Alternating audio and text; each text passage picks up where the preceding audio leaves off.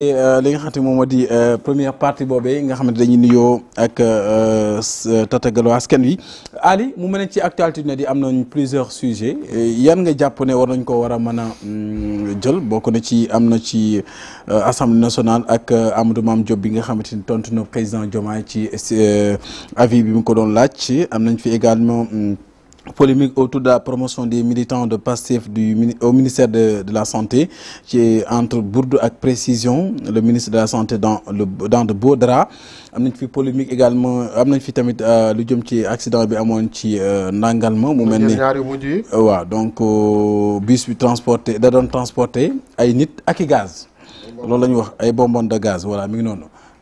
léegi ñu jël lu d'abord ci assemblée nationale bi ñu wax ci c'est important ak lu jëm ci première kii di président de la République nga xam dafa am bëgg-bëggu dissoudre assemblée nationale ak tontu bi nga xamante ni Amadou Mame Diop daan na koy tontu ginnaaw ba mu ko laajee avis ci lu ni mel Presse Afrique jox ñu ko mu ne le président de l'Assemblée nationale Amadou Mame Diop tontu na ci correspondance bu président de la République Bassirou Diomaye Faye bi nga xam ne fukki fan ci weeru sàttumbar la woon ginnaaw bi mu ko saisiré di ko laaj xalaatam ci suuxal googu yi nga xam ne dafa dëppoo ak xëtum juróom-ñett fukk ak ñett ci charte bi maanaam l'article 87 de la constitution donc mi ngi noonu yëglekaay bi ñuy jox xibaar bi di xamal ne kon ci correspondance boobee nag kon am na président de l'Assemblée nationale lu mu ca souligné maanaam daal dafa nee na amul benn équivoque maanaam te nag ci même lettre boobee mu toon sax président bu hémicycle bi déclaré na moom j'ai honneur de porter à votre haute attention que je n'ai pas objection à une procédure de dissolution dans les termes indiqués par le Conseil constitutionnel donc mi ngi noonu kon après tamit am na lu mu ci dolli mooy que am na ab DPG boo xamante aussi ñu ngi ko waroon xaar 13 septembre la mi ngi noonu après avoir exprimé sa position sur l'éventuelle dissolution de l'Assemblée nationale Amadou Mame Diop a tenu à rappeler au chef de l'État que la date du 6 septembre 2024 vous nous avez notifié par courrier numéro tel la date arrêtée pour la déclaration de politique générale soit le 13 septembre 2024 kon mi ngi noonu daal di réaffirmer Assemblée nationale ne bànqaas la boo xamante daal tey jii la gën a sàmmoo ak dëppook li nga xamante moom moo di kon ni réew mi di tëddee nga am ci ban xalaat Sophie Coulibaly. waaw mais li ma si jàngat rek mooy damay féliciter Sénégalais yi ba pare. féliciter doxalinu suñuy institution. féliciter maturité démocratique bi ñu am. naam sax des na lu bari parce que man dama koy wax saa su ne dëkk bi on est en apprentissage de la démocratie encore li des bari na parce que on est quand même une jeune république et ba ñu amee suñu indépendance yàggul mais jéego yi ñu si jot a dox dañ koy saluer parce que bu ñu temee tey ba exécutif ak législatif di jokkalante di waxante di doxalante selon ci biir charte constitution kon nag koy rafetlu waaye nag ci biir doxalin bi aussi ay nit ay doxal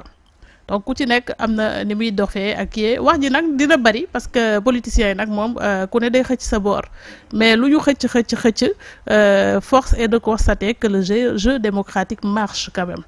parce que ku ci nekk mi ngi téye li mu moom te mi ngi koy doxal di wane ne mi ngi koy doxal te gisaguñu wax dëgg yàlla ku jalgati constitution bi kon nañ koy rafetlu. Aliou. Bon, en tant qu'observateur. Je partage tout à fait li mu wax tey démocratie sénégalaise toll na foo xam ne mën nañu wax l'équilibre des pouvoirs. et que boo xoolee tey nga am benn président mu am chambre des représentants boo xam ne di àndul ak moom te ñu ngi koy def ak élégance malgré nag wéccoo yi moom c'est tout à fait normal c'est la vie politique qui est comme ça les échanges c'est dans les débats contradictoires ou surtout ñi nga xam ne bokkuñu kii bon maintenant nag la dissolution de l'Assemblée nationale c'est tout à fait normal hein parce que tamit le pouvoir exécutif dafa soxla ay mécanismes pour mën a gouverner donc je pense que forme bi appliqué nañ ko il a saisi le pouvoir judiciaire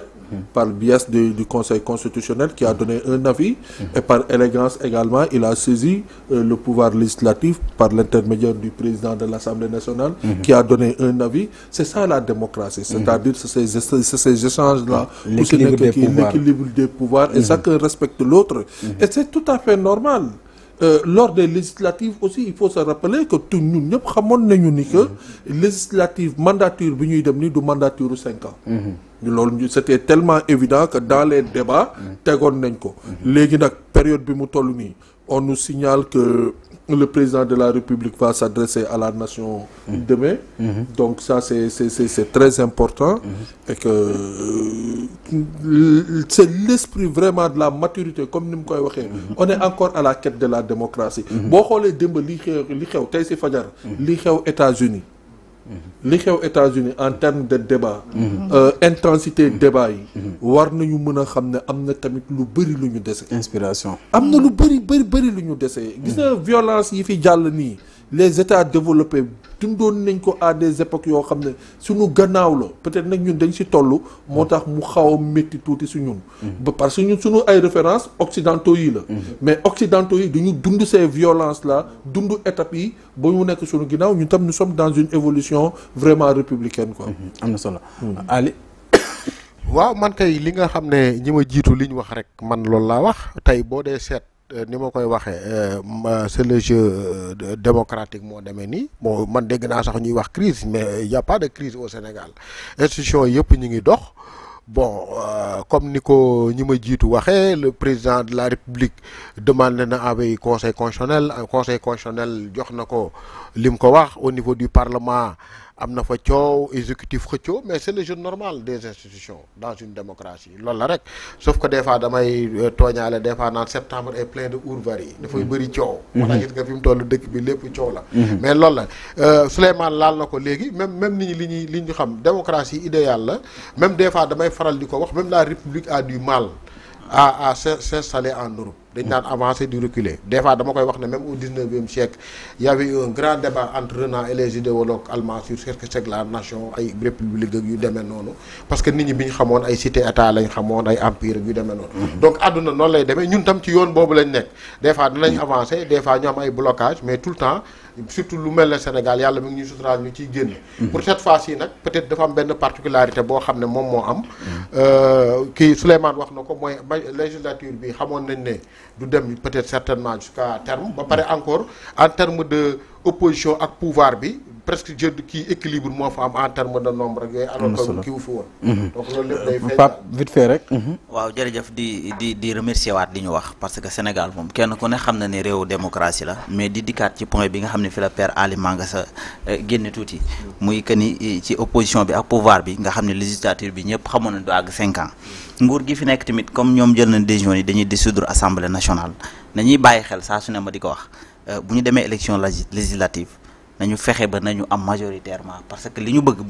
bu ñu gañewaatul assemblée dina méttiwaat trop ci ñoom. ah bon waaw dina méttiwaat trop parce que benn yow c'est parce que dafa war a am majorité. waaw daf ko war a gañe à 100% pour man mu doonte sax du mën a nekk. 100% majorité démocratique aussi est-ce que. force rek da nga war a am majorité pour que. maanaam moom pour liggéeyam dox dëgg-dëgg. non waaw dans les grandes démocraties des fois doo am dans les grandes démocraties nit ñi mën na gouverner en ayant une opposition dans l'Assemblée nationale mais nag ma wax la benn affaire mais une opposition responsable il faut député yi xam ne nekk lu ñu seen parti Assemblée nationale askan bee leen fal mais nag ñu demee liste lu ñu dema liste sénégalais ñoo dugg ci urne yi sànni seen carte ne diw moo ñu doy pour di ñu défendre le projet de loi yi ak di ñu proposer la ay projet de loi maintenant loolu nag député bu responsable quel que soit ton appartenance quel que soit ton groupe parlementaire war nga mën a agir dans l'intérêt du pays. xëy na député yi da nga naan askan wi ñoo leen teg assemblée nationale mais est-ce que li askan wi bëgg ñi ngi ñu koy defal ñun. waaw mais foofu la ñu war a egg. mooy li may wax jeu démocratique foofu nag moo tax ma indi point boobu. am na solo. même ñoom bu ñu majoritairul assemblée sax. war nañu mën a doxal te Sénégal du ko sentir. c'est-à-dire que dañu nampatal ci baat boobu que ne il faut que da nga faa war a am majorité mais ça dépend ci non gouvernement bi fi nekk bu amul majorité bi mu bëgg li mu bëgg a liggéey du ko liggéey. nga nekk opposant sax gis ne un projet de loi ñëw na mën nga nekk un opposant gis ne un projet de loi ñëw na boo xam ne amal na njëriñ askan bi nga ànd ci bu amal njëriñ askan bi même ko àndul ak président sax mën nga teg sa loxo ne lii su ma ko voté sénégalais yi dinañ ci am yokkute nga voté ko moo fay jógee. dama lay jox benn exemple député de la diaspora exemple foofu laa la koy joxee tey bu ñu ñëwee ñu ne député de la diaspora ñu war a voter benn loi boo xam ne favorable pour diaspora bi te ñoom ils représentent diaspora te seen parti moo leen indi assemblée nationale léegi loi bi waa diaspora ne loi bi arrangé wuñu bëgguñu ko seen parti ne da ngeen di voter loi bi su boobaa ñan la ñu àndal. ñoom bu ñu responsable waruñu mais intérêt intérêt fan la intérêt nekk. fan la intérêt nekk ku ko fal. ki ko fal. kan moo ko fal askan wi ko fal diaspora bi ñoo ko fal.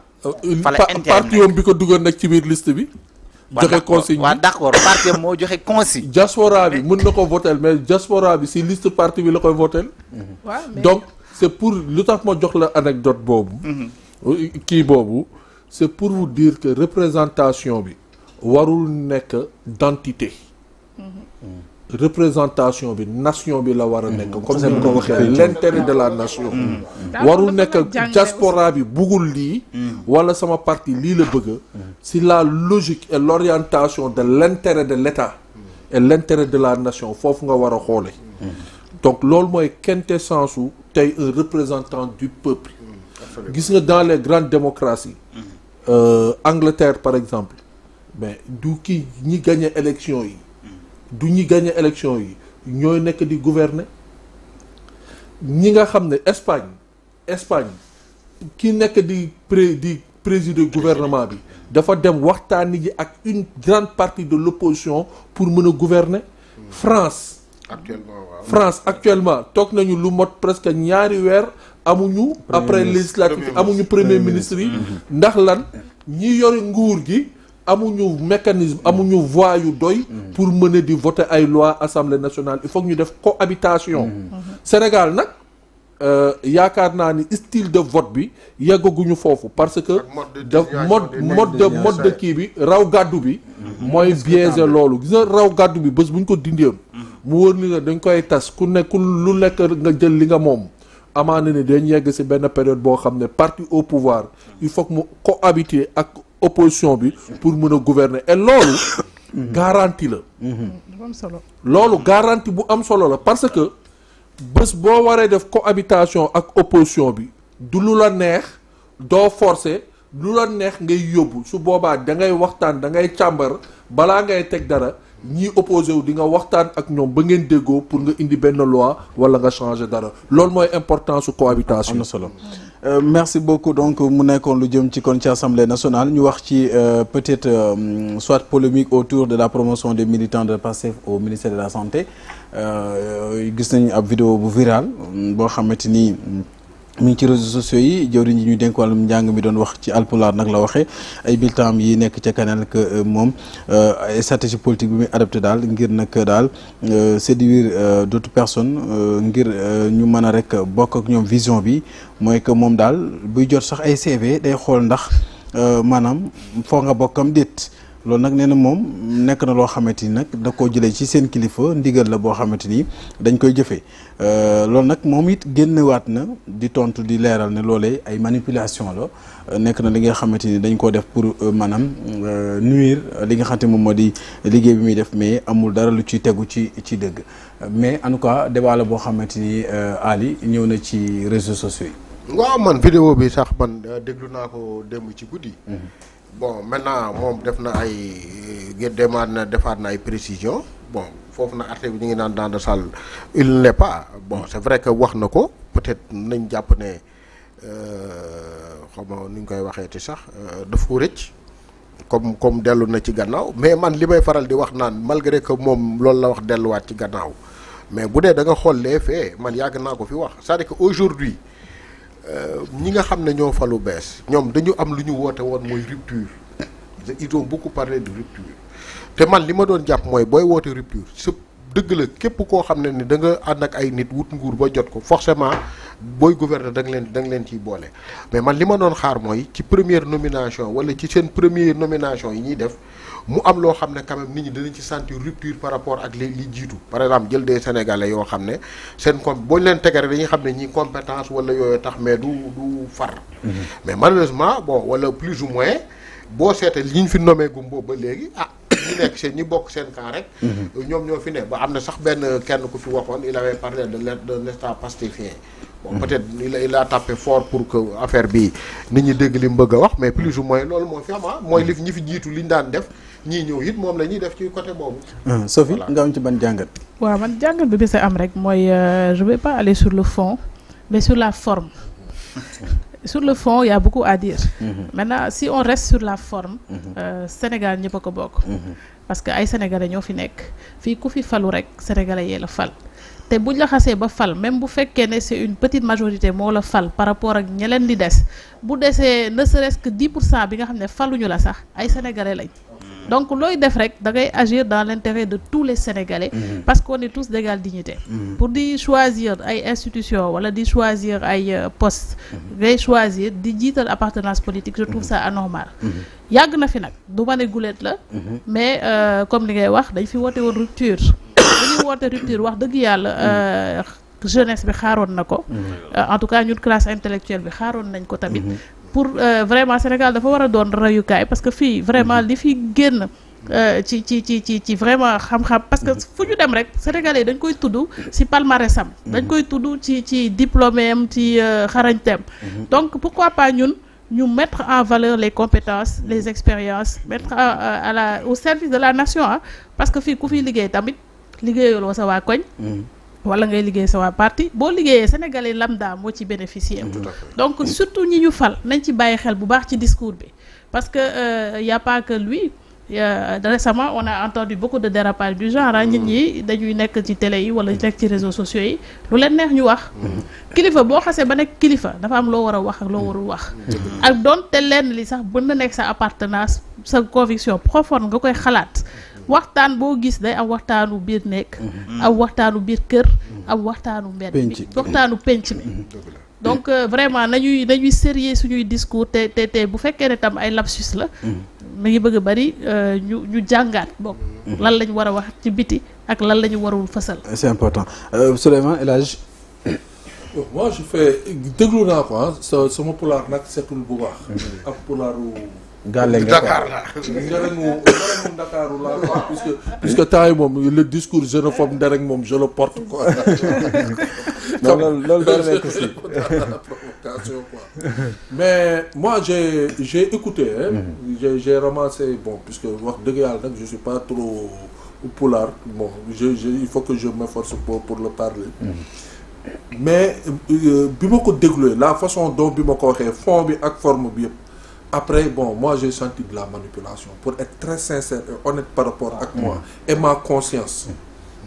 il y avait pas de ils ont mis beaucoup de feu où il y avait pas de fumée ah d'accord waaw man déglu naa en tout cas moom il l'a dit dans sa précision d'ailleurs je dis man pulaar bi ma déglu sama niveau pulaar neew ma bu kawe bi de waaw pulaar bu laxa limite bi waaw boo ko dégluwee ak liñ ko fi ñu ko yóbbu waaw vraiment da nga bëgg ne comme Sénégal ñu bëri dégguñ làkk boobu te c'est de la manipulation am nañu ci gaaw laxasu ci daal pour non c'est de la manipulation en tout cas dans les précisions moom loolu la wax su nekkoon pulaar bu xóot la waaw ma ne peut-être li ma ko déggul la mais niveau pulaar bi ma am ak dégg-dégg bu yomb mais aussi si tonton mi ngi naan ce n'est pas mauvais aussi que un cadre bu nekk Pastef am même niveau en compétence ñu jël ko loolu il a normalement il a loolu ne pas être d'accord avec lui il faisait allusion plus à que kuy ñëw xaajali ak seen c'est-à-dire il voulait mettre l'accent par rapport ak xaaj ak seen parce qu'il était avec des militants du Pastef est-ce que xam nga il faut contextualiser mooy li may wax forme bi fan lay waxal mu ngi mel ni comme tey ñu toog nii di may toon kii di ko ne non man lébu ndereng laa kenn génn fële rek ne nee na ndereng la bu dégg xam nga contexte déformer ses propos bon je ne le défends pas je le connais ni d'Adam ni d'Ève mais il faut contextualiser et aujourd'hui il y a une chose qui est très importante que nous devons tenir en compte l'espace médiatique vraiment est déconfituré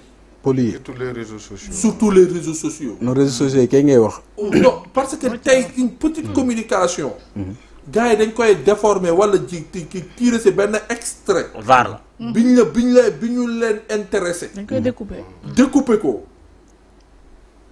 travailler ko d'une façon boo xam ne bon mu ngi mel ne je me rappelle Sonko bi ñu doon wax naan dana ku dee si ay juraat loolu dañoo dagg côté boobu fekk dane ñi xale sax ñi ngi woy naan ku dee sa yaay juraat waaye loolu dañuy fekk mais ku dee sa yaay juraat jooju lañ dagg ba nga xamante ni donc en tout cas moom boo xoolee il a l'air mesuré moom le ministre là boo xoolee jëmmam ni man tam dama ne xoolaat leen tuuti bon je m'aventure pas je vais pas mais n'empêche aussi li sa fi wax il y a trop de sorties de dérapage yi am aussi yoo xam dañ koy constater le pouvoir public s'incarne avec beaucoup d'élégance et de courtoisie surtout dans les propos un ministre c'est pas n'importe voilà qui surtout ça un détenteur d'un pouvoir politique aussi que ce soit l'agent de la force publique à plus forte raison un ministre de la République il faut comprendre aujourd'hui vous venez juste d'arriver après avoir combattu battu ba fi ngeen toll donc vos adversaires de l'autre côté sont très aux aguets la plus petite faute ne vous sera pas pardonnée donc important. En parlant en public veuillez tenir attention de ce que vous dites puisque les autres vous observent à la plus petite faute ils vont vous dire que vous sanctionnez. C'est important. gis nga li ñu war a bàyyi xel mooy li la fal moo lay folli gis nga ay wax bu la falee ay wax lay folli gis nga erreur de communication yi dafa bari de.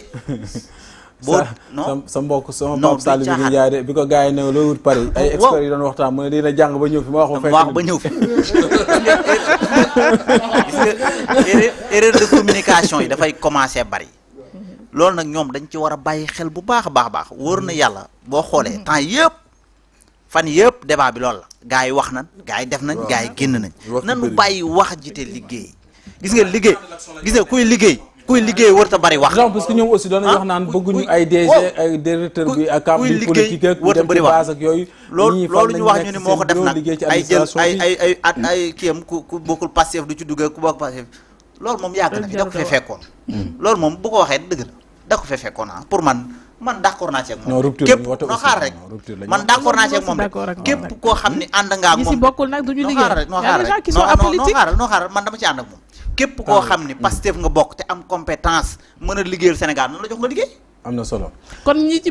bokkul Pastef nañu ba takk seen bagage dugg si gaal yi parce que fa lay mujjee. discours bi su prospéré dama ni c'est dangereux. noo xaaral dama ni. day leer de dama ni ku ci bokk. noo xaaral rek noo bokk ci dama ni ku ci bokk.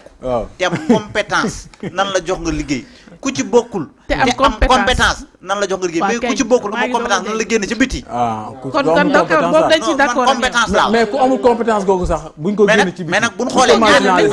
nañ koy xool wutal ko leneen sinon bu ñu xoolee ñaar ñi am ci gaz googu lañ jëm ñu dem rési ñëwaat bu ñu xoolee ñaar ñi am compétence te nga bokk Pastef yow nga bokk Pastef am compétence man ma bokk Benno Bokk Yaakaar am compétence nan la jël yow ba pare parce que yaa ànd na ñoom di xeex yaa